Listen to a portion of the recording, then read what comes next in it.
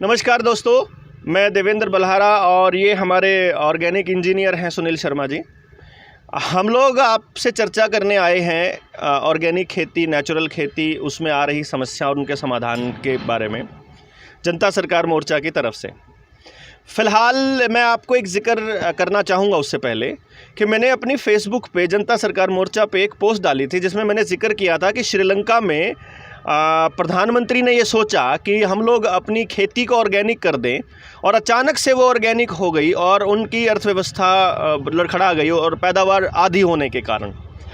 तो इस पे आपके क्या विचार है, क्योंकि आपको ऑर्गेनिक खेती पे काम करते बड़ा लंबा समय हो गया।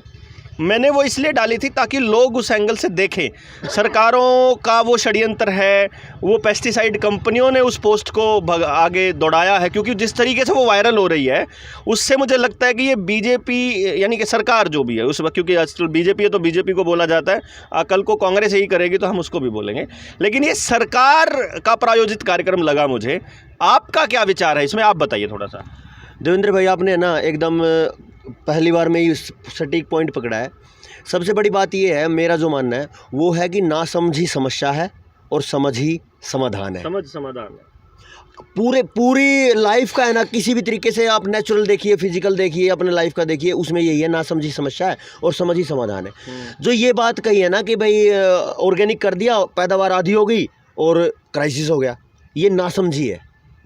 सीधा सीधा अगर बात करें तो ना समझी क्या है। इसमें एक छोटी सी बात मैं कहूँ, पिछले कुछ दिनों पहले एक हैफेड के किसी बड़े अधिकारी से मैं मिला। उसने भिड़ते ही मुझे कहा, क्योंकि उसको पता था कि मैं जैविक खेती करता हूँ और मोटिवेट करता हूँ, बोले कि भाई अगर जैविक कर देंगे सब तो पैदावार आधी आ जाएगी, तो ये तो देश भूखा मर जाएगा। ऐसा कह रहे थे कि घट जाएगी। मैंने उनको एक सवाल पूछा कि भाई एक सवाल बताओ बस,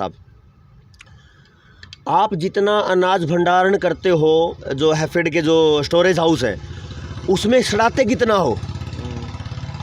अच्छी बात ये लगी, उसने ईमानदारी से बताया।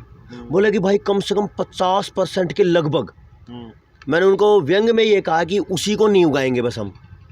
अच्छा, अगर 50% सड़ा दिया, उस जो सड़ा हुआ अनाज उसको ना उगाया जाए तो बाकी 50% बचा वो उग जाए, उसका रेट डबल कर दो, क्योंकि सड़े हुए का रेट दिया पहले हमने। हमारे तो किसान का फायदा है इसमें, तो फायदा है और जो खा रहे हैं उनका भी फायदा है, क्योंकि वो ऑर्गेनिक खा रहे हैं। हाँ, तो मतलब ये देश का फिर इतना भला करना क्यों नहीं चाहते? उसके पीछे फिर वही बात आ जाती है, नासमझी समस्या है। जो नासमझी का मतलब विजन नहीं है।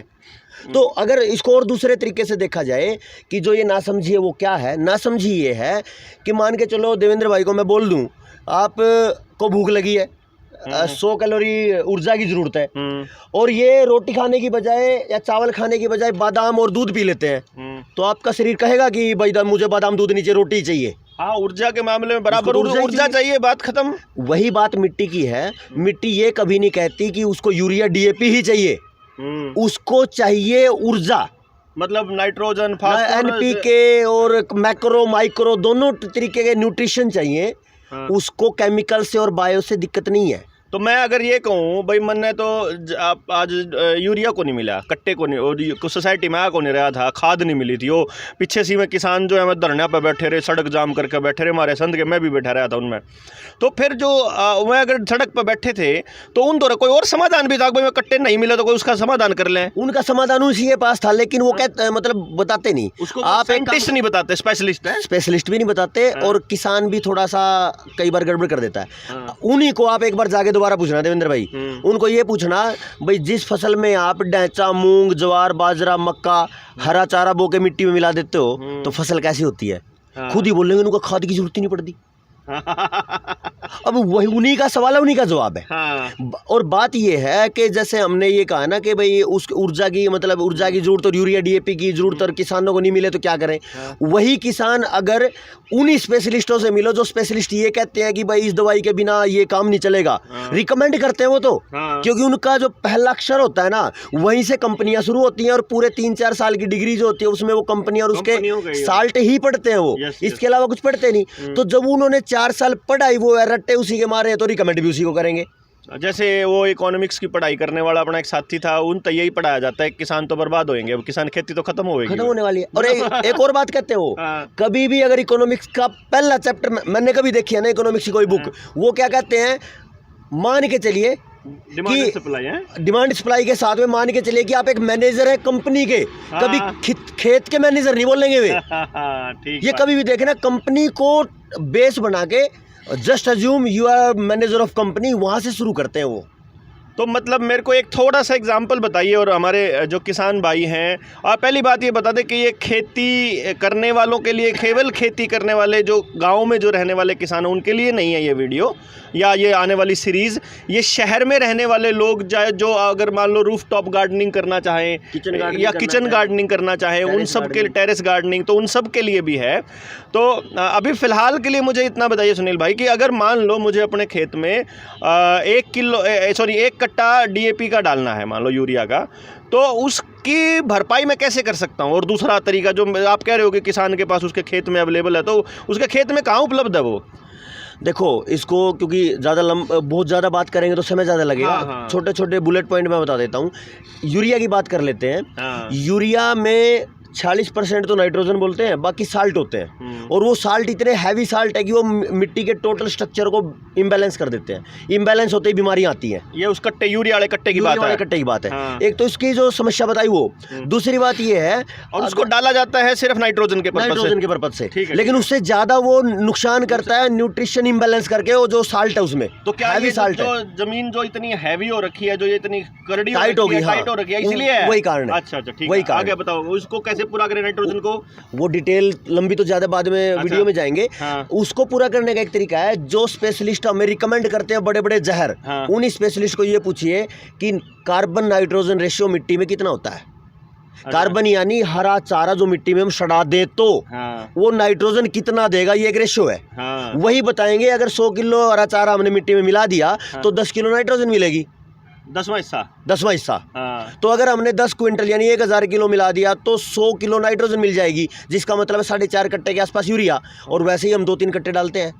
ओके, यानी 100 किलो का मतलब हो गया 20 एक गठड़ी, 20 बंडल गठड़ी मान के चलना, तो इतनी गठड़ी। ठीक है भाई, इतने बरोटे 20 बरोटे इतने अपने खेत में बाद होगा किसान, तो 4-5 कट्टा के बराबर है किसान। लेकिन इस चीज को प्रोफेशनल वे में एक विजन के साथ जाने की जरूरत। तो भाई फिर ये मेरे को लगता है कि ये बहुत लंबी सीरीज बनेगी और बड़ा लंबा ज्ञान होगा। मतलब हम इसलिए चाह रहे हैं, आप मान के चलो किसी को बुला लो कि भाई मेरे पास आप 20 दिन के लिए सीखने आओ, कोई काम छोड़ के वो ऐसा नहीं कर सकता। हम ये चाहते हैं आपके पास फोन है और ये जो माध्यम है जिसके कारण से ये समस्या भी आ रही है और समाधान भी हो रहे हैं, तो हम समाधान की तरफ हर दिन आपके ही घर पे हम पहुंच जाएंगे फोन के माध्यम से। आप अपना फोन को लो, और जो जैसे कि अभी हमें उसमें डिस्क्रिप्शन में डाल देंगे, 10 ग्रुप बनाए हमने व्हाट्सएप के। किसी एक ग्रुप को ज्वाइन कर लीजिए आप, और जब वो भर जाएगा ऐसे फिर दूसरा भर जाएगा, ऐसे सारे ग्रुप भरते चले जाएंगे। सभी को एक मैसेज आएगा डेली, जैसे ही लाइव वीडियो शुरू होगी उसी में हम सीधा कनेक्ट करेंगे। भाई मैसेज डाला, लिंक मिला, उसी में सभी के सभी जुड़ गए। ठीक है, और वो वीडियो आधे घंटे का मतलब सीधा क्लास होगी और आधे घंटे का सवाल जवाब का सेशन होगा। ठीक है। मेरा कहने का मतलब, आपके कहने का मतलब ये हुआ कि आप लोग आप डेली के डेली रोज़ शाम को 8 बजे या 7 बजे जैसे भी शूट करेगा, हम बता देंगे व्हाट्सएप ग्रुप्स में, लाइव आओगे और एक मुद्दे पर बात करोगे। आधा घंटा बात करेंगे नए मुद्दे पर, और बाद का आधा घंटा होगा जो पिछले मुद्दे पर जो सवाल आए थे उनका। बहुत अच्छी बात है, सभी के सवालों के जवाब भी आ जाएंगे। तो इसके लिए क्या करना है आपको, अगर हम ये वीडियो डाल रहे हैं फेसबुक पर तो ऊपर कैप्शन में मिल जाएगा आपको। अगर हम ये वीडियो डाल रहे हैं यूट्यूब पर तो ये मिलेगा आपको डिस्क्रिप्शन बॉक्स में, जो इधर साथ में तीर का निशान लगा होता है, देखोगे जब आप उसके कैमरे में, तो निचली साइड में राइट हैंड पे सज्जे हाथ ने नीचे, हाँ डिस्क्रिप्शन में, मान लो गांव का देसी आदमी ने ना बेरा हो, उसके लिए बताऊं, एक तीर से का निशान होगा, नीचे मुंह कराया, उस पर दाबोगे तो उसमें वो डिस्क्रिप्शन आ जाएगा। तो करना क्या है, कोई भी एक ग्रुप ज्वाइन करना, सारे मत कर लियो, कहते सारे हम जालो, एक करियो, एक ग्रुप ज्वाइन करो।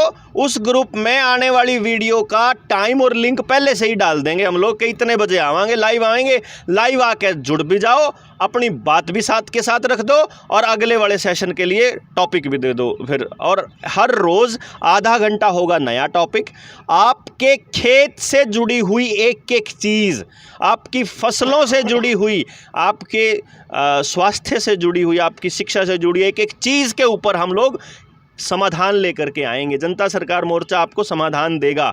एक एक स्पेशलिस्ट जिन्होंने अपनी ज़िंदगी पूरी की पूरी गड़ा दी इस मुद्दे पर, ये बीटेक छोरा है, कदम सोच रहे हो एमटेक कर रहा हो मनमान है और पढ़ाया करता है वो बीटेक वाला ने, लेकिन बंदे ने ये देखा कि हमारी खेती ख़राब हो रही है, तो पिछले 8-10 सालों से केवल कितने 12 साल हो गए 12 साल से केवल और केवल जैविक खेती पे काम करने लग रहे भाई।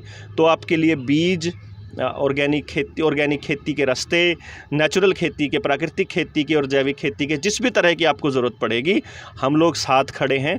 और इन्हीं के जैसे और योद्धा बहुत हैं जो खेती के ऊपर काम कर रहे हैं, जो समय समय पर चर्चा करेंगे। और जो ये एक्सपर्ट वाला जो खेल है उसका आपका पेंडा छुटाओगे। जो ये एक्सपर्ट है ना, ये असल में कंपनियों के दलाल हैं।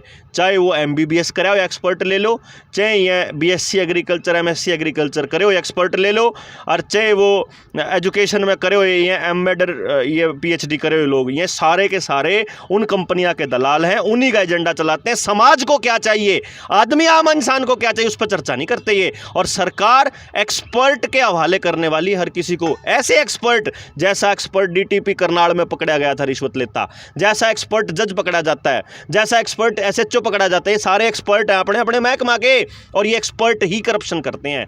एक्सपर्ट नहीं भाई, कॉमन सेंस में रियल में जो लोग काम कर रहे हैं उनकी बात करो, नेचुरल तरीके से, प्राकृतिक। तो इसके लिए आपको जुड़ने का तरीका बता दिया है, व्हाट्सएप पे साथ जुड़ जाइए, और उसके बाद आपसे रोज़ वार्तालाप होगी, रोज़ चर्चा होगी, एक एक मुद्दे पर आपके साथ आएंगे। और हाँ, जैसे कई बार हम मीटिंगों में जाते रहते हैं, हाँ, एक आध बार अगर ऐसा हो जाता है कि भाई आज समय सेट नहीं बैठ रहा, तो उस दिन बता दिया जाएगा। हाँ, जब भी कभी ऐसे चर्चा होगी कि हम नहीं आ पाएंगे तो आपको बता दिया जाएगा। लेकिन लगातार हम जुड़े जरूर रहेंगे, इस बात का आश्वासन आपको देते हैं। जनता सरकार मोर्चा आपकी समस्याओं के समाधान पर चर्चा जरूर करेगा। बस एक बात का ध्यान रखिएगा, गांव आपका है, समस्या आपकी है, समाधान आपको ही करना पड़ेगा। तो जिन लोगों हम सहयोग भी करेंगे, और जिन जिन लोगों ने समाधान किया हुआ